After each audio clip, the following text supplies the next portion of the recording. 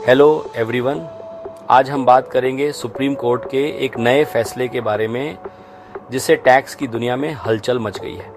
Supreme court ने पंजाब और Haryana high court के फैसले को सही ठहराया है, जिसमें IT एक्ट के उस आर्डर को बरकरार रखा गया था जिसने principal commissioner of income tax के सेक्शन 263 के तहत रिवीजन आर्डर को रद्द कर दिया था। अब सुप्रीम कोर्ट ने कहा कि असेसिंग ऑफिसर या AO ने जांच पड़ताल की थी। रेवेन्यू डिपार्टमेंट ने दलील दी कि AO ने पूछताछ तो की लेकिन कोई एडिशन नहीं किया, इसलिए गलती हुई। लेकिन यहाँ पर सुप्रीम कोर्ट ने कहा असेसी के हाथ में असेसिंग ऑफिसर की कलम नहीं होती।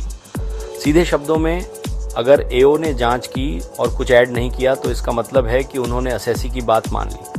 सेक्शन 263 के तहत कमिश्नर ऑफ इनकम टैक्स या CIT पावर का इस्तेमाल कर सकते हैं, लेकिन वो मेरिट्स पर आधारित होना चाहिए और एडिशन करने के लिए, ना कि सिर्फ इसलिए रिमांड किया जाए कि जांच पूरी नहीं हुई।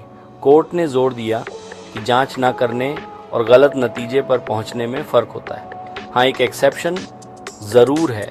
अगर AO की जांच ऊपरी तौर पर हुई है या फिर बस ऐसे ही की गई है तो CIT दखल दे सकते हैं, लेकिन CIT को AO की गलती और रेवेन्यू को हुए नुकसान को लिखना होगा।